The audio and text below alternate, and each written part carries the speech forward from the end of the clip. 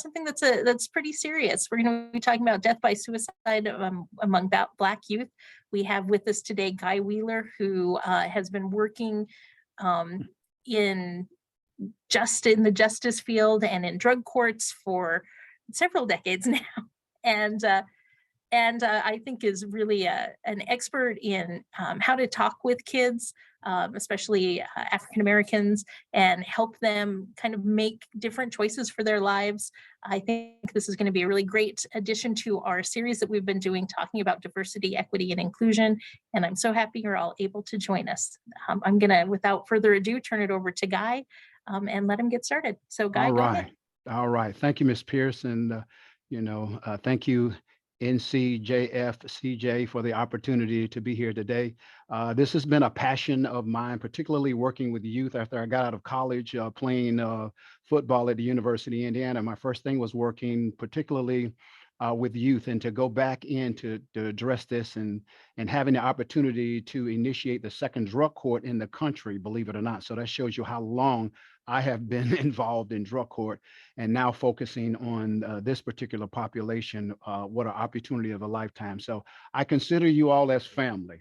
I consider everybody across the country as family, working in this kind of capacity, particularly in the drug court field.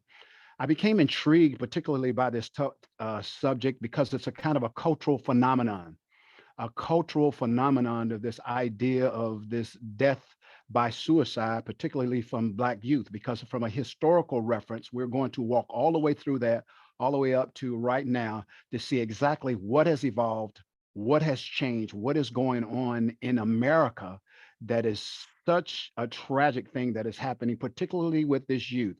My interest is that in the emergency room of life right now, particularly for Black youth, they are in the emergency room.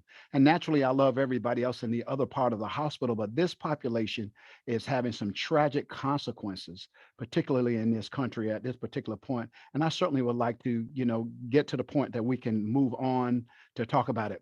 And here is a situation of a young teenager at one particular point, and this guy end up, saying, "Hey, let me talk to you.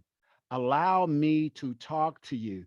And as a result of this man talking to him when he was a teenager, he met back up with him later on and says, "Oh, how communication works.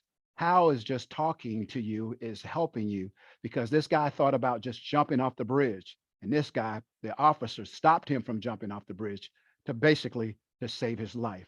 So let's go into exactly what is the reality. There's devastating losses that's happened across the country. Miss USA, Mr. King Jr., okay, death by suicide. All right. This has just been interesting, particularly in the African American culture. Something interesting starting to occur that everybody is really talking about. The Center of Disease Control and Prevention found that although the overall rate of suicide in the United States decreased by 3%, the rate of suicide with the people of color, okay, and particularly young people, have increased. I got it? It has increased. So when we're looking at one particular population between this ages of 14 right on up until the 17, there's a phenomena that is happening. It's equally alarming, okay? That although whites continue to have higher rates in many other situations, suicide was a leading cause of death among Blacks between the ages of 15 and 24. So I'm concerned about the Black youth that is occurring. So here are some of the things that I think you need to think about. What are some of the things that is happening across this country? The exposure to racism. All right, United States, Black people have endured ongoing experiences of racism across the country. The Florida effect. The research has found that frequent exposure to racism and discrimination can make a person more likely to experience depression.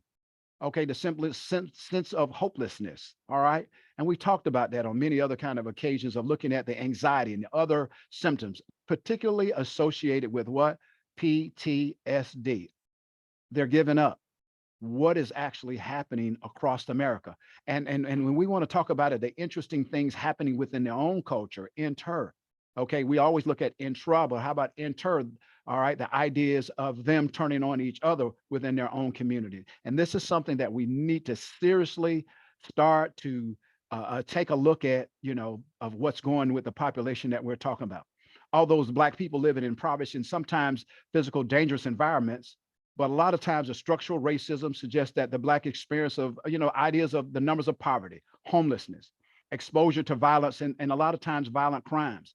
We're dealing with of rappers, which a lot of these young kids, particularly Black kids, are looking up to. And when I talk about this, I don't want to make sure that I'm talking about all, okay? We're just talking about a number of them that are involved in this kind of capacity that are certainly being impacted. But, you know, it's not a monolithic and everybody is doing the same thing. So let's take that out of context. I don't want to make sure that that is not taken out of context, but there's an enormous, enormous amount of trauma, okay, that is going on across America. And I think we need to seriously start to take a look at what's happening to these kids, what's happening. But let's give a historical kind of reference.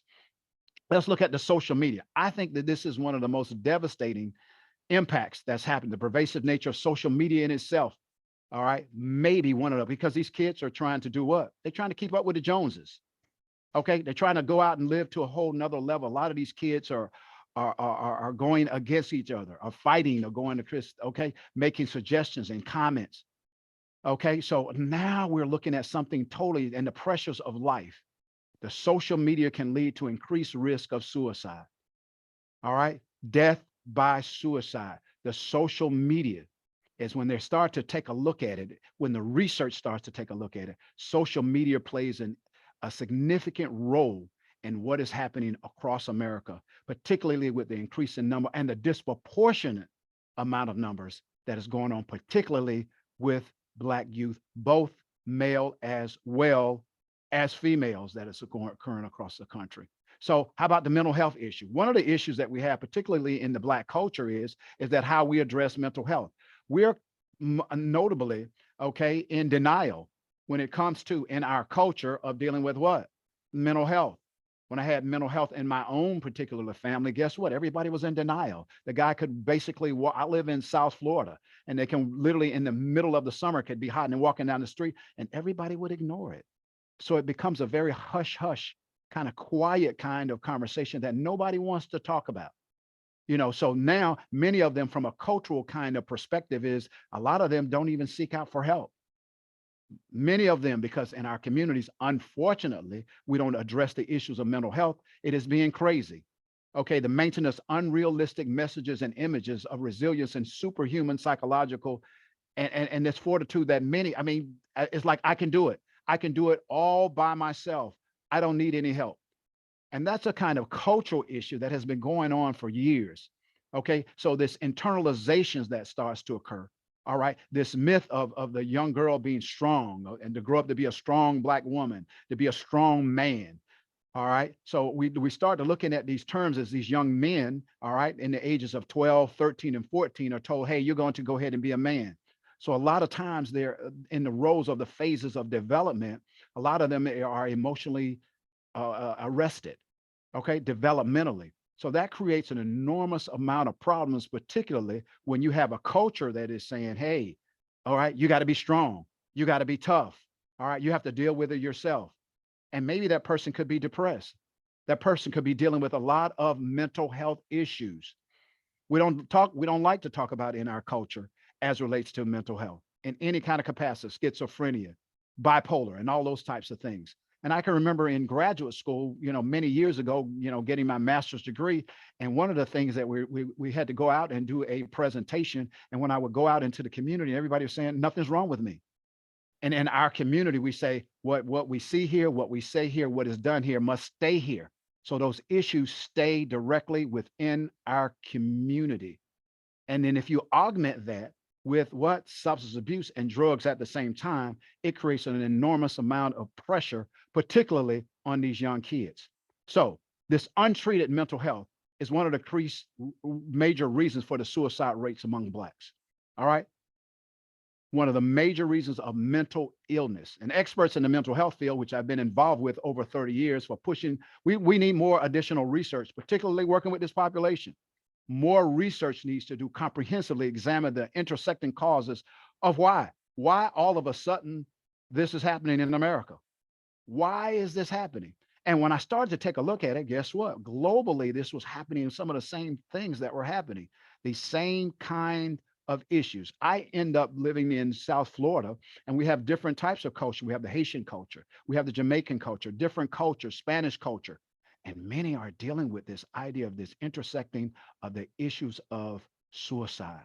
988, exactly what is actually going on. And if those mental health issues are not treated, all right, it exacerbates the problem in many ways. So let's go to a historical context, a historical context of what is actually going on, the journey of pain and resilience. All right. So you end up going in, what would they usually say, going into Africa, okay, getting kings and queens and powerful people, okay, and getting them and turn them into slaves. Notice the term, turning them into slaves. And what started to happen? Let's look at this. Let's look at the historical patterns. They had what was called the Igbo landing. And what was happening is death by suicide in 1803. Many of them who were coming over to America decide, look, 1803, I don't want to live like this. So many of them decided to, guess what? Jump off the boat. Jump off the boat. But we never talk about this. Jump off the boat and says, hey, the oral tradition would claim that many of them flew back home. They walked the water, they call it. They call them the flying Africans because many of them decided that, look, I don't want to live like this. I do not want to live like this. So as opposed to being forced from being a king and now going into being slaves, they decided to, guess what? Death by suicide. Never forget, now this is in the 1800s and this is going on. Families were separated, torn apart, beaten, murdered, and raped. This is how I looked coming here. All of those painful kinds of situations. You got to understand the historical context. And they were traumatized. Sick victims were thrown over in chains, cramped conditions, food.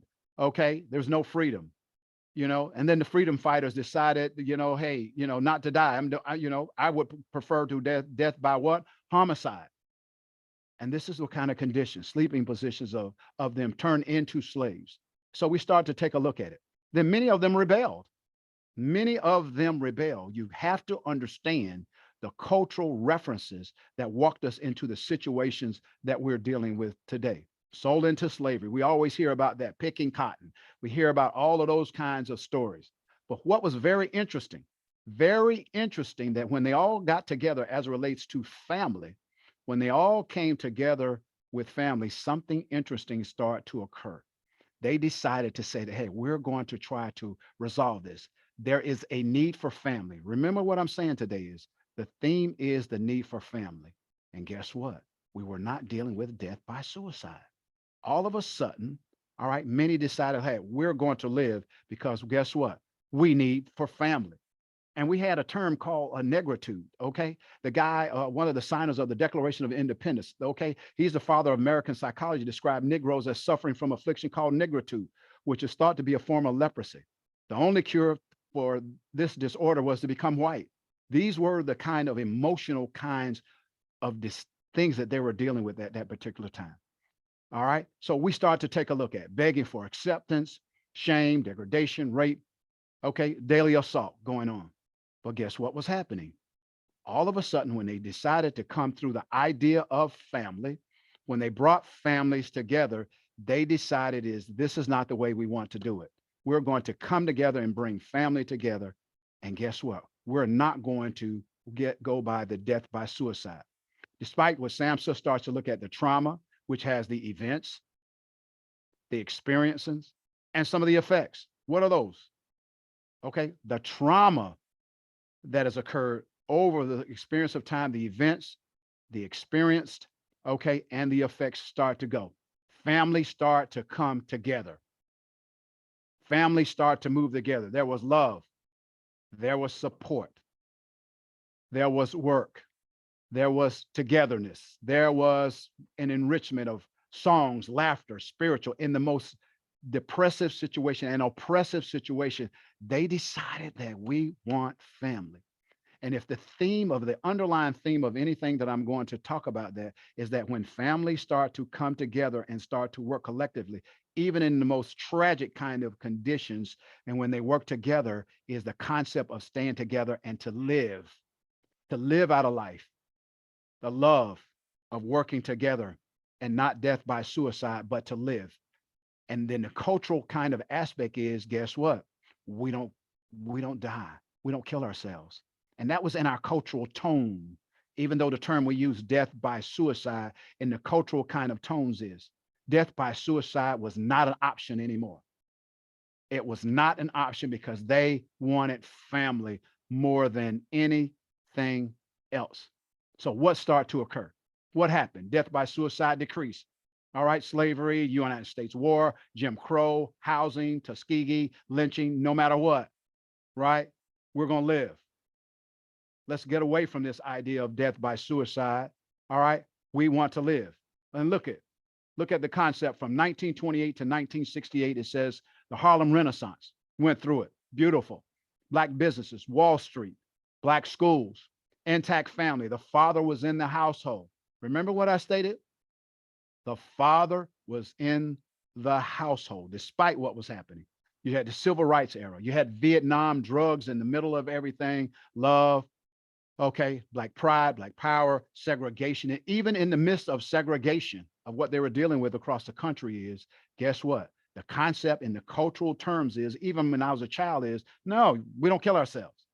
No matter what, even if you would state something in front of grandmother, anybody, no, no, no. And they will always use the term what? We don't kill ourselves. I noticed that term, even during this particular era, and all of this is that was going on, we don't do this. Okay, so segregated thought, survival. They had skills, they had jobs, there was a oneness, there was a sense of hope. One day we believe, we have faith. And notice is that one of the major things that we probably need to start to talk about, okay, that what was the term of good orderly direction, whatever God that they choose to believe in, and whatever client choose to believe in, despite the blood that there was, what its concern is good orderly direction. William Miller wrote a book of integrating spirituality into treatment, and he talked about, particularly with this population, particularly with people of color, of black people, is that when their spirituality that was involved, it had a tremendous significant role, a major impact. Go look up William Miller, integrating spirituality into treatment. And that was the kind of thought process. And at that particular time, as we were evolving, they were equipped to handle racism, or equipped to handle hate. All of these things that were happening at that particular time, because good, what I use the term, make sure good, orderly direction, what that client chooses to believe in, whatever that is, even if it's nothing, if it's zero, whatever that client chooses to believe in. All right, so the integration became a simulation, the cultural impact, the languages, the customs, the negative impact of TV, okay, the portrayals, the anger, the hostility, the prejudice. Black businesses start to deteriorate across the country. School integration. Black folks were not prepared for this. We're not prepared at all. And we're seeing some of the residual kind of effects of it right now, because mostly they did not have the conversation to get equipped. Many were not prepared for it. They lost jobs in 1968 to 1988. Guess what? They start losing jobs. Black men could not live with their family because in a lot of times in the welfare system, the man was taken out of the household. We're back to family again. Remember this, families were, okay, the father was not allowed to live in the household. So what happened? You had a separated family. So you had a crowded housing called the ghetto. Okay, and I really don't like the term of ghetto, because what we used to call ghetto is get to it right now across this country. Everybody wants that same land, gentrification. All right. So after the Vietnam War, you got drugs. Okay. Superfly, you got movies, you got TV propaganda. And boy, wasn't that injury? Okay. The idea of benign neglect, opposed the whole idea of nurturing. This is going on, and it's happening, and how it's impacting the communities. And as a result of drugs, what started to happen to the black male in this country? What started to happen? They started to go where? They started to go to prison. Here I was working in the first, one of the first drug courts in the country. And I mean, so many people were going. So at one particular point, we had what, 2.1 million, okay, people that was in prison. We have more people in prison in the United States, well, all the other countries almost combined. So we were putting the men that were in prison. So now, since the father is taken out of the household, what started to occur? Then you had black mental health, what matters, Richard Pryor comes out, he's crazy. Are we crazy? And that became kind of street token. That became kind of street logo that they start talking about on the street. And they start playing out of these roles. And you had young kids going, I'm crazy, not knowing the effects of it. And when you have somebody like I have, who had family members who had mental health issues, it was a challenge, me as a young man, okay, 14 and 15 years old, and nobody wants to talk about it. Nobody wants to say anything about it. So let's look at our culture. And here's, and I think we got to take responsibility within our own culture to start looking at it, because guess what? The culture said mental health issues is your weakness. You can't handle life. You're crazy. You're nutting up. And guess what? That was the term. The term was, hey, you're nutting up. The stigma, the shame. There's a lot and an enormous amount of stigma and shame, particularly amongst Black youth, that is actually going on. And what's alarming right now, as I'm traveling across the country right now in Selma, Alabama, the kids are going in with so many stressors because of fentanyl. And we got to remind that in the midst of all of this, these young kids, this is at a local high school that the kids picked up fentanyl. So that becomes a stressor in itself, because most of them were under the impression that they were smoking just regular marijuana, not knowing is that the fentanyl was in there. One of the three kids that died, a young lady was coming through who happened to be 16 and was dealing with some family issues. And as a result of her seeing her best friend dying, or died when they went to the scene, died, okay, of the fentanyl, guess what? Death by suicide. This happened last week in Selma, Alabama, as I'm traveling the country. So guess what happens there? There's an enormous amount of guilt. There's an enormous amount of anger that starts to go on. Then we keep quiet, okay? And we go into denial. We go into denial. And some would even say, hey, you're possessed by demons. You got a lack of faith. And these are all cultural kinds of things that we certainly need to take a serious start to look at it. Okay. So many African Americans have to look at this disorder, because we'll just say, don't worry about it. It's just the blues. You just got the blues. Not a problem. You gotta survive. You gotta be strong. You got to be tough. And a lot of times they're dealing with a lot of these non-medical issues, but dealing with mental health support. And when the culture starts to get in the way of them surviving, all right, creates an enormous amount of problems. So in youth ages of 10 to 19, suicide is the second leading cause of death. All right. The numbers are scary. Black youth under 13 years of age are twice as likely to die by suicide. Do you hear that? Listen to the numbers. I mean, we need to look at the research. Black youth under 13 years are twice as likely to die by suicide when comparing by sex. Black males 5 to 11 are more likely to die by suicide compared to their white peers. What in heaven is going on? So over the past decade, this number is increasing and increasing. And then basically, we're talking about since 2014, what has happened? What is actually occurring that these numbers are so alarming. These are issues as I traveled across the country. Right now, I'm involved. I'm the co-author of a curriculum called Heat for Youth, and many other cultural kinds of issues. Those are some of the things that we're talking about, because we're taking a look at to start dealing with the client, all right, from one particular aspect of them dealing with self. We want to deal with family, and we want to deal with community. And in the core of that, we try to incorporate something of spirituality, because we realize all of these issues, it's called Heat for Youth, to start doing something with. Here's another interesting point. One of the concepts that we had to come up with to deal with this population is to start saying is, as opposed to putting clients, particularly African-American clients or Black clients, directly into counseling, guess what? We had to set up orientation. Why?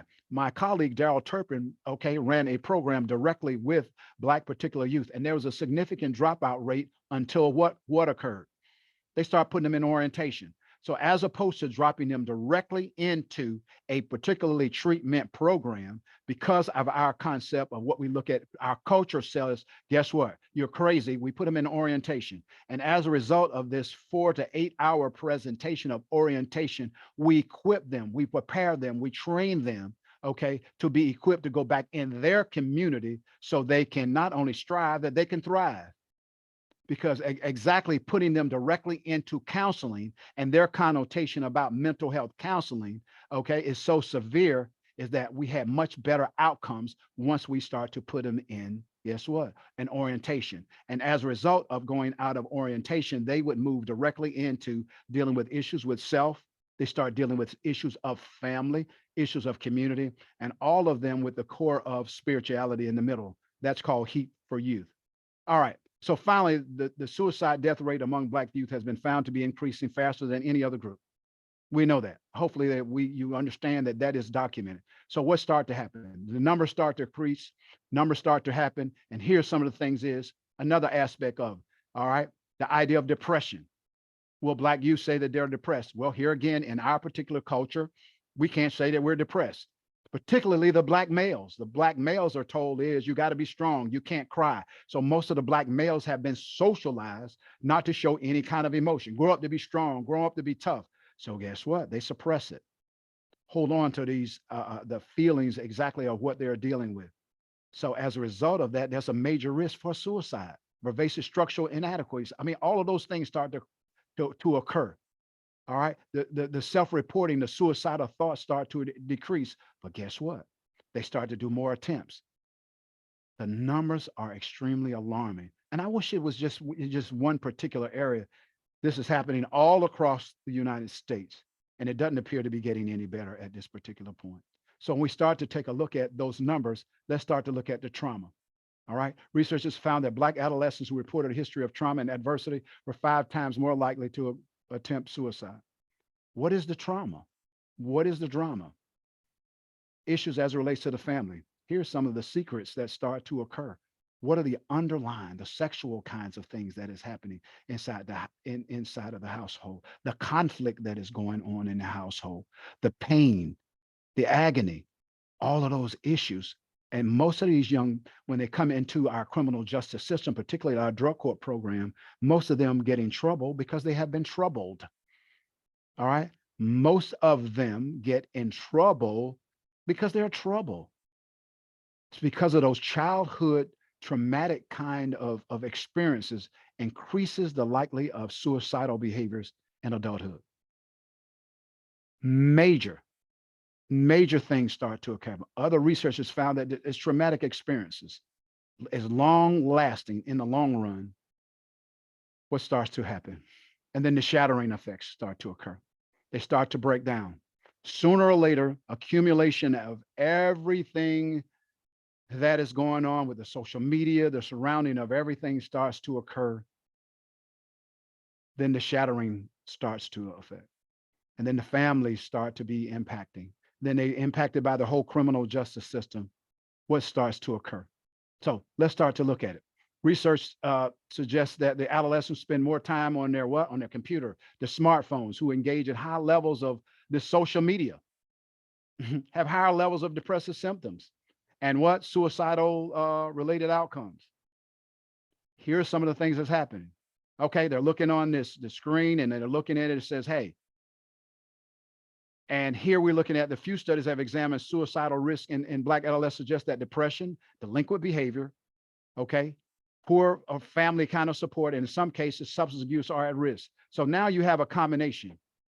All right, you have mental health issues as well as substance abuse, the whole idea of this what? Dually diagnosed.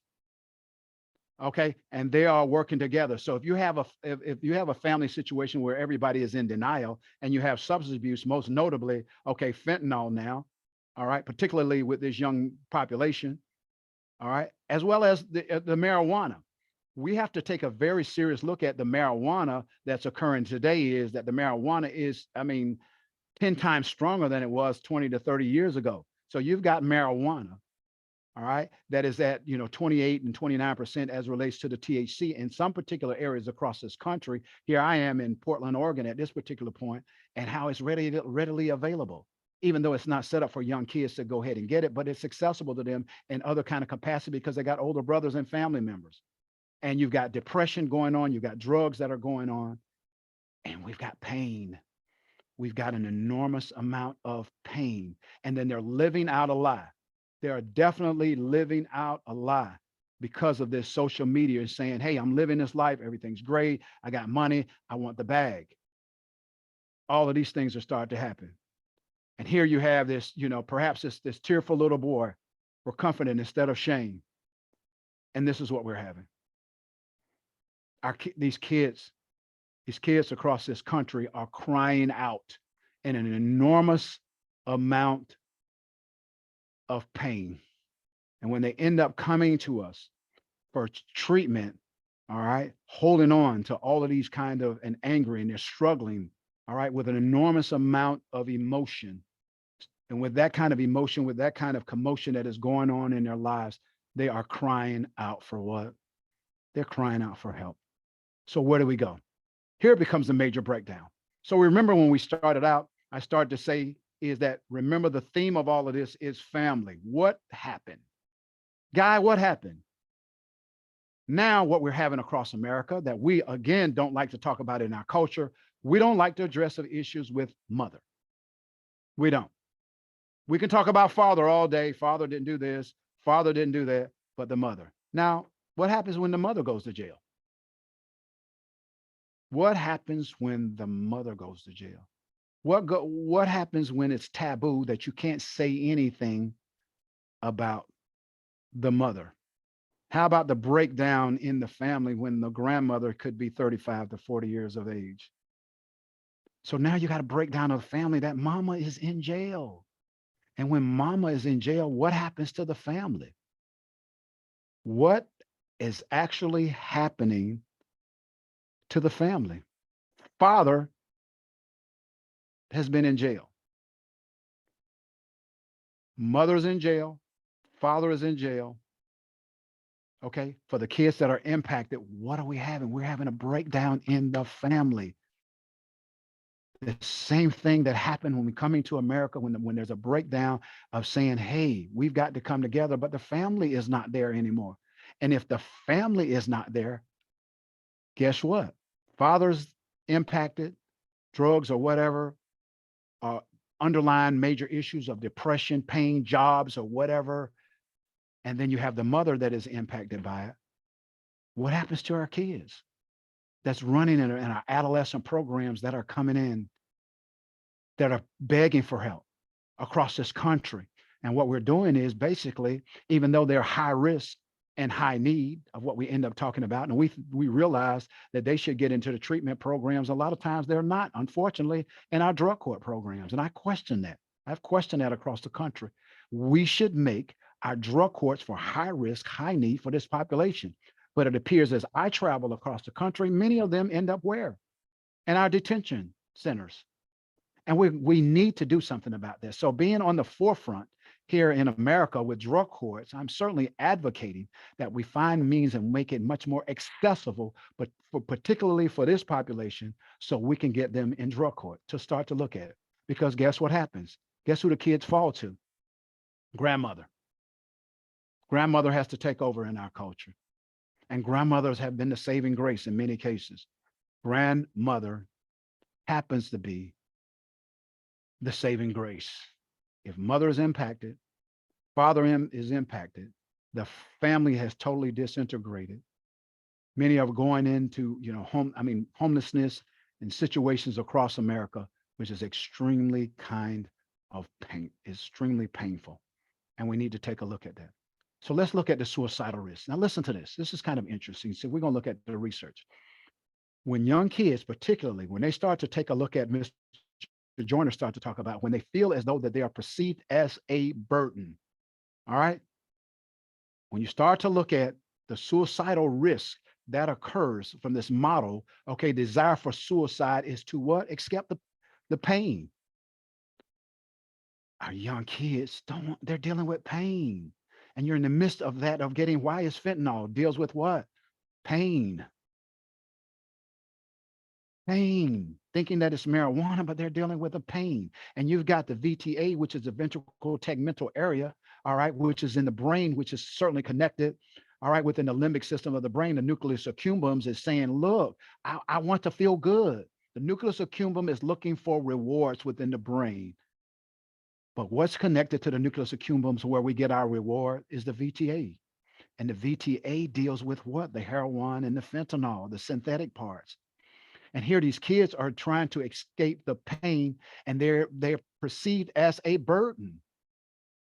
And if kids are perceived as a burden, guess what? They have the capability. And then they have a need for belonging. If father's not there, mother's not there, and family is not there anymore. And with those two, perceive I'm a burden, I want to feel I'm a part of, there's a higher risk for suicide, death, or serious attempt. I can do it now. I can end up doing. And despite the cultural realms of saying, guess what, of going through history saying, we don't kill ourselves. The numbers saying because of the breakdown of the family, the breakdown of drugs and system and all the conglomerate kinds of issues, all right, as relates to the social media, and they want to feel a sense of belonging. And if they don't feel a sense of belonging, and many do not feel a sense of belonging, guess what? Through the what? This phone. Many of them try, okay, to feel as though this is going to connect me with family. Unknowingly, they become more isolated. Social media puts them in a position to becoming more isolated. And now you're dealing with a much higher risk than we have ever seen in America, particularly with this population that is going on. And now many of them are saying, I can. There's a story of a young lady was at, in high school and basically wrote an entire letter, African American young lady, and wrote a letter. And when she wrote a letter, says grandfather, going, but it was so much pain that she wrote of going on. I can't take it anymore.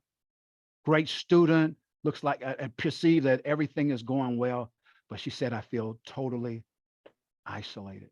And the family was like, we don't do this. And not knowing is that the numbers are saying is that it's occurring across America.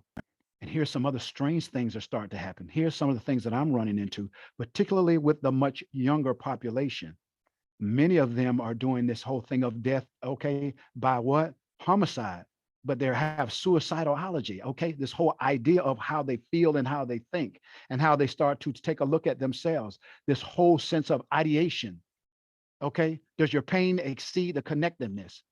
All right? Do you have the capacity, okay, to attempt suicide?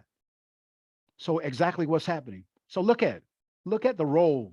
Many of these young kids are dealing with this whole idea of what? Industry versus inferiority.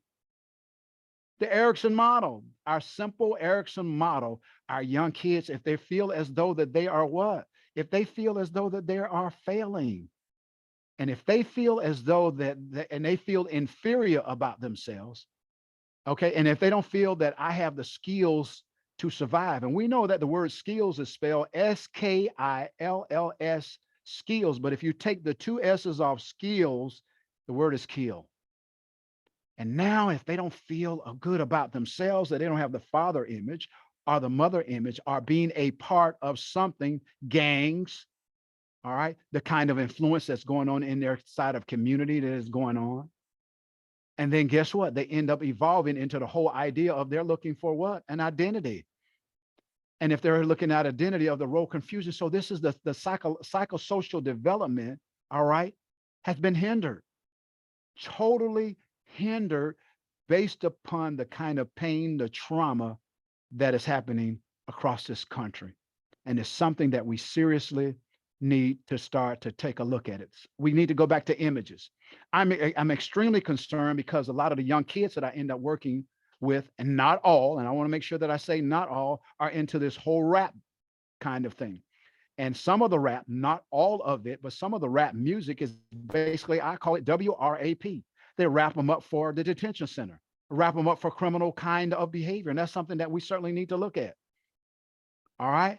And the images that they're being portrayed a lot of times on television, a lot of times are being a part of gangs. All of them want a sense of belonging. And if you have a sense of belonging and dealing with the amount of trauma that they're dealing with at that particular point, it's something that we certainly need to take a look at. Something that we seriously need to take a look at, because now they're dealing with the whole idea of some kind of risk involved, the online racial kind of traumatic kinds of events. But I'm concerned about that a lot of times that these videos and a lot of times about the music that they're listening to. And when you have 22 rappers, okay, that many of these kids look at to, particularly Black youth, many of them, and not all of them, that they end up listening to. And you had 22 to die. All right. Since January, we had 22 to die. You have Takeoff, and you have many of them. And these kids look up to this kind, many of them look up to this kind of lifestyle. And if they can't get the bag, which is the money, and live out the life and live them dreaming, and a lot of them are set up to fail. And I am extremely concerned about that. I'm doing a training here in Portland. And one of the things we talk about is that talking to young kids, so many of them are being deceived. Many of them being deceived by the streets that they work in, that they live in. They're being deceived. And they're being tricked. They're being manipulated. So the music, the media, and all of these are factors. And what's alarming to me with this population, with the young kids that are going on, many of them are brilliant. They are extremely talented, extremely smart, extremely talented. But because of all the underlying issues that are going on with them, they can't get through it. Too much pain and too much agony that is going on. So it's alarming. So here's some of the things that we got to take a look at as I, close down. Look at the social determinants. Look at their neighborhoods. Let's look at their neighborhood, the economic stability, the education, okay, the social and the community kind of context, the healthcare. Look at all of these things. Here's some suggestions I give to you all out in the community. We need to set up mentoring programs, but I believe in the concept of family mentoring for juveniles. All right. I believe in what family mentoring, as opposed to getting somebody out in the community. There is someone in each kid's family, that's somebody that has character, that has character. I don't care if he's the garbage man. I don't care who he is. Get somebody in that family who has character, and get that kid connected with somebody in the family, whatever he does. It doesn't matter. Get somebody that the kid can be involved with, that can be a positive influence in these kids' life. And that is something that is totally kind of essential. We need to start training some of our schools to how to work with this population. A lot of times teachers don't know because they don't understand it from the cultural context. And Daryl Turpin and I are going to talk about that next month. And I hope you all come back next month, because we're going to talk about that, of some of the techniques and some of the ideas of what you can do, all right, to help this population. There's many interventions that can help them along the way. So this is the kind of concept of looking at the social and the community context as well. Here's another idea. If a young kid says, look, I want to grow up to be a barber, all right, I don't care if he's 13, 14, why don't we connect them with a barber in the community? Why don't we connect them to a doctor? Why don't we connect them with somebody? Because most of these kids, particularly a Black youth, all right, most of them want to be a rapper, a singer, a football player. I mean, and we got to get them mostly involved in other positive things. They are brilliant. They are talented, and we've got to get them connected. So my suggestion to you is to find means and ways to get them involved. Here's another question as I go across the country, particularly of working with them. How do you get them to talk? That becomes a question. How do you get Black youth to talk because of the issues of the pain that they're going through? Here's a suggestion that I'll go. I go into a group and I ask them some fundamental questions, because cultural responsivity is something that is needed. We've got to know how to respond from their culture. Here's a good idea. I asked them, what do you want to be in third grade? Okay, now you're in ninth grade, you're in 10th grade and 12th grade. All right, what do you want to be? And help them to work out this dream. Help them to work it out. Well, if you're in this program, let us work together. Work with these kids on having skills. If they're qualified to go to college, let's encourage them to go to college. Well, some of them, they don't necessarily have to go to college. So here's another kind of concept. I work with them and says, guess what? I asked the kid, it says, how do you spell the word clown? And they will go CLOWN. I says, okay. And the last three words of the word clown is what? OWN.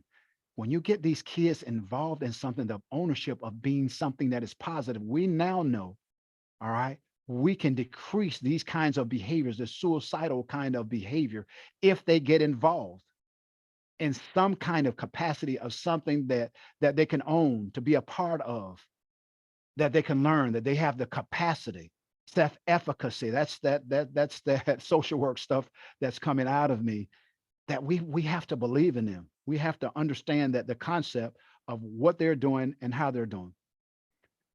We've got to look at the music that they're listening to. Interesting enough, I was fortunate enough to, and I'm in the work with Extension. All right. I happen to work in a behavioral sense with this young man. So I'm in the Hulu documentary. So I'm allowed to talk about it now. So it's not as though I'm going out of, getting out of context of confidentiality. But a lot of times these kids are dealing with that mental pain of the music. And this young man talked about a music called Sad, Sad. And this kid music was so powerful that it resonated. Guess what? Not just in America, it was in China, it was in Russia. Okay, that's how powerful his music. So music is something that is extremely powerful.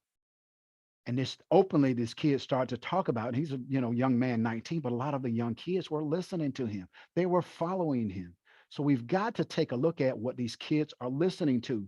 So if we are working with them, it's one of my responsibilities. If I'm working with the young kids, I have to learn the music. And having the opportunity to work with Extension, like I've had the opportunity to do, gave me a much better insight when I started to work with young kids. A much, much better insight. So let us, I think it should be our responsibility to start to take a look at the music, listen to it, and extrapolate it to them. Go back and say, hey, let's take a look at this. Because a lot of them are dealing with an enormous amount of what? Depression. This young man started to talk about many of his mental health issues, and the kids start talking about it. So maybe, all right, we as providers, let's go back and listen to it and see how we can get them involved. We've got to be much more global in how we do it. The robotic means and ways that we've done it historically is not so effective with this, particularly with this population. So here's my scary part right here. Okay, suicide by cops. A lot of these kids put themselves in situations that are killed by cops. They place themselves in the situation, and it's alarming. All right. They put themselves in a situation, which is extremely painful. The gang wars. I'm going to die young anyway, so I might as well die like this. You got these kids in the thinking process and the idea of live by the sword, die by the sword. And these kids are placing themselves in this precarious, awkward kind of, and guess what? They have those suicidal thoughts and they go up and challenge the police officers. And that is something that we need to think about. And here on the streets, you got young kids saying, I'll kill somebody. I'll kill somebody. I want to kill somebody. Let me ask you a question. Have you ever worked with a young person that has ever killed somebody? Unfortunately, I've done that. And let me just tell you, one of the most painful things in the world is that when you go to visit them and they have their head down saying, whoa, whoa, I'm going to be in this for the rest of my life. And then they end up going to the adult courts. So this images is some of the things that we're going to have to take a look at in our curriculums to say, what are we looking at? Let's have these serious conversation with these kids because the numbers is crazy. So here's other things. Kids that are ostracized, Black youth that are ostracized.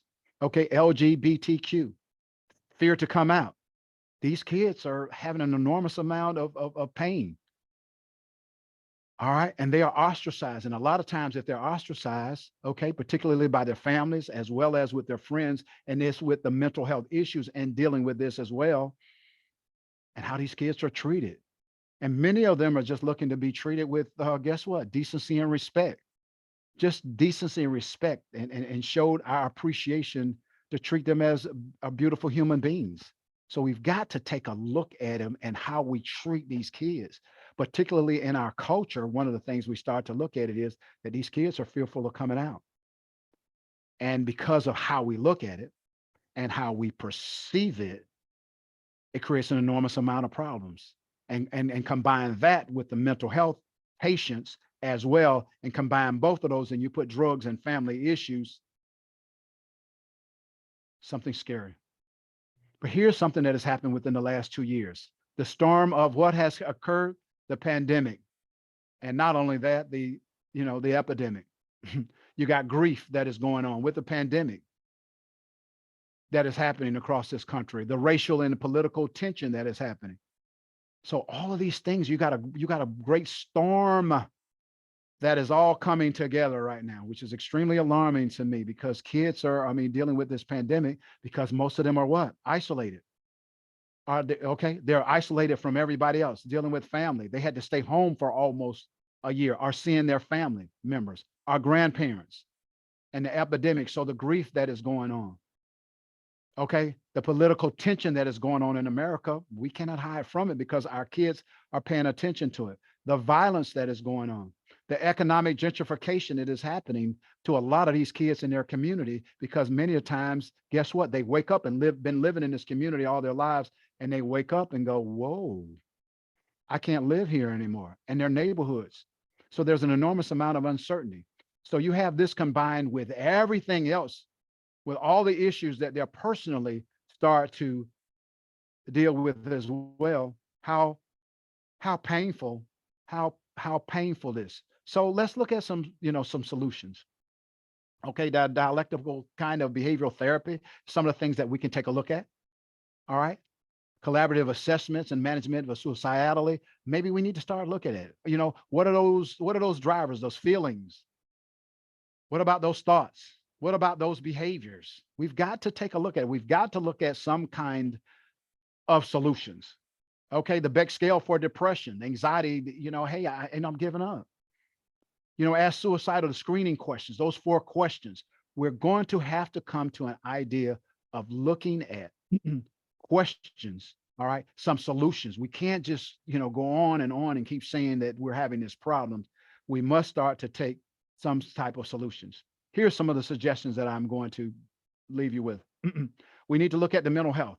We need to look at the language. We need to remove the shame, particularly in our culture, all right, and the blame. We've got to take a look at, the customs. Our customs may be in the way, how this thing intersect with class, race, and gender.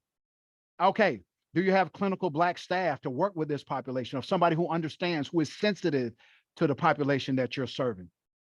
Is your staff trained? Are you ready for it? You're going to have to equip to work with the population because the way they think and the way they look at the world. Many of these young kids are very afraid of the police, and they're going to have a different response from kids from different kind of culture. A lot of them feel that they're controlled and under patrol. They're thinking. So if we're going to do like a CBT kind of concept, okay, cognitive behavioral therapy, maybe we need to look at it from a cultural kind of lens.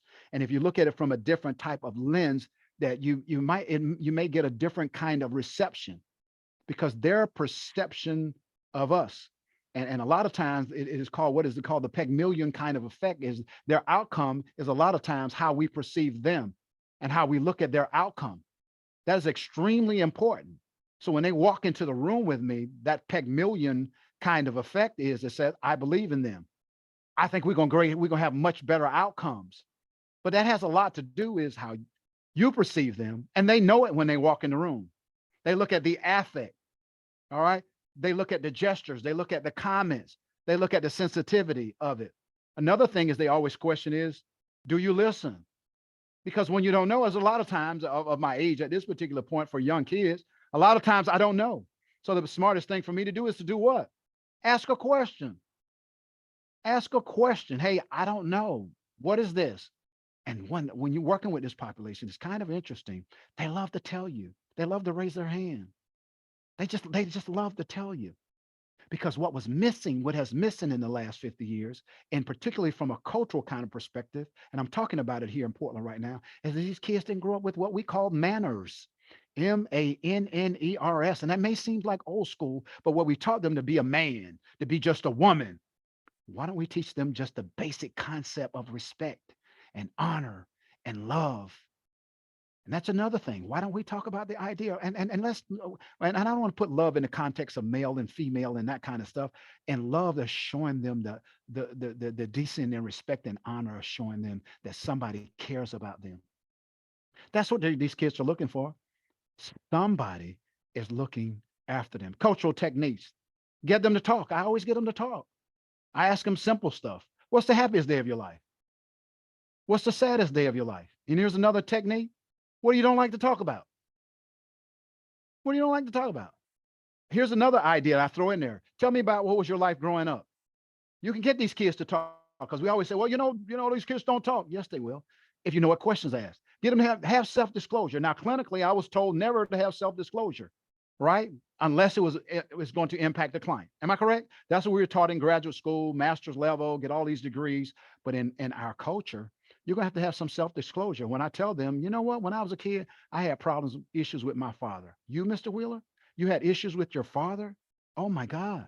And guess what? They start to open up because in our culture, that's some of the things.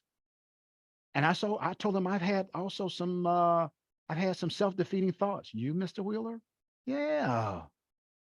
Yeah, sometimes I felt really bad. My father was not around. Everything wasn't perfect for me. You, you know, and we'll tell them, show empathy, the eye contact, give them the physical space, particularly when you walk past them, give them the physical kind of space to start to take a look at it. Show empathy for this population. Show empathy. So I'm gonna leave you with the idea is, are they drinking? Are they drugging? Have you ever tried this before? So when you're dealing with them in this suicidal, okay, girl, your family loves you. How's your grandmother going to feel? These are kind of steps from a cultural kind of perspective. Are you comfortable? All right. When did you do it? Are you thinking about it? Did you write it down? Do you carry it out? How would you carry that out? Because these are the kinds of things that you're trying to find out whether they're serious or not. And if they're serious, never what? Never leave them alone. Do me a favor, what? And are they drinking? Ask them, have they tried it? Have you thought about it before? When? Do you have a gun? So these are the types of things, and you have to know how to ask. Here's another cultural kind of stuff, because when you're dealing with this population is how you ask them the question. All right.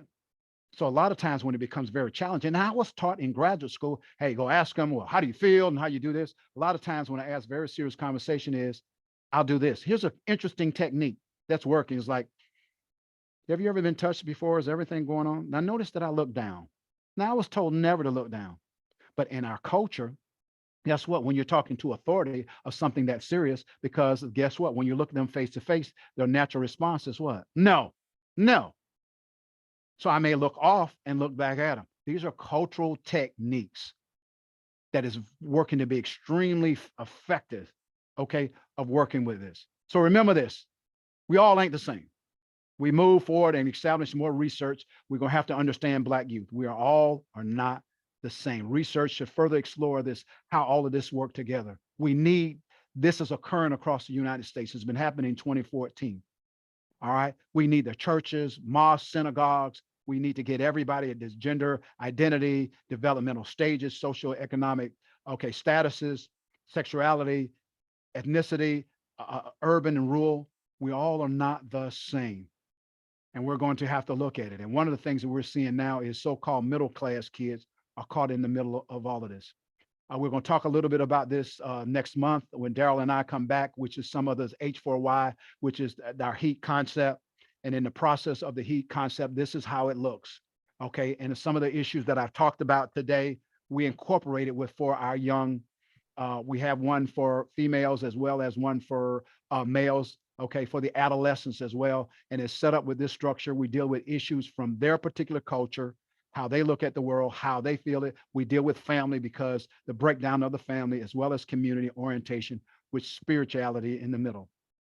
Thank you, Jessica, for the opportunity as I go across the country for this painful, alarming kind of situation. Has been extremely painful for me to go across and seeing this happening. I'm getting calls all across the country of talking about something that I've been involved with over 30 years, particularly working in this emergency room, particularly with this population. But I love all the kids in the rest of the hospitals as well as I travel across this country. So if anything that I can do, you all can get my number. I would be more than happy to help. And I think we need to get the fathers involved a lot more from a systematic means, and systems need to work with the entire families, because if we have systems in place, let's utilize the systems that we already have and make sure that they are carried out. A gentleman from Florida gave me a call, and I told him that I was certainly going to mention that, utilize the systems that we have in place and make sure that they are carried out. So I thank you all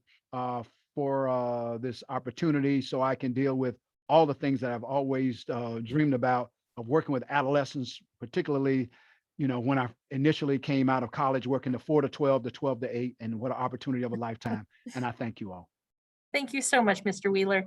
It's a hard conversation, but I think it's so important that we just have a really honest conversation about what our Black youth are facing and how that's impacting them, because they don't have the same experiences as white youth, Sure. and we do them a disservice if we pretend that they do. Thank you. And Appreciate so it. I really appreciate that you brought this to light. I'm looking forward to our December 13th conversation, where you're going to talk more about specific treatment techniques for this population. You gave us a little sneak preview. I'm excited Yeah. about